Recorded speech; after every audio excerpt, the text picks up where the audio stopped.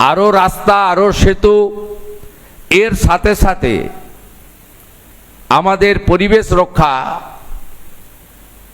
অরণ্য সৃষ্টি, বৃক্ষরোপণ এবং বিশেষ করে স্বচ্ছতা অভিযান, যেটা আজকে পরিবেশ দিবসে শুধু গাছ লাগানো বা মাছ ছাড়ার মধ্য দিয়ে সমাপন হতে পারে না। আমাদের মাননীয় ভারত সরকারের মন্ত্রী মনোহরলালজি কয়েকদিন আগে এসেছিলেন।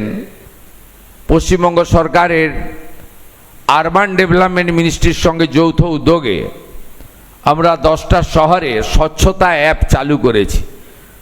এই মাননীয় মুখ্য সচিবকে বলবো যে এটার ব্যাপ্তি আরও বাড়াতে হবে, 10টা শহরের মধ্যে সীমাবদ্ধ থাকলে হবে না।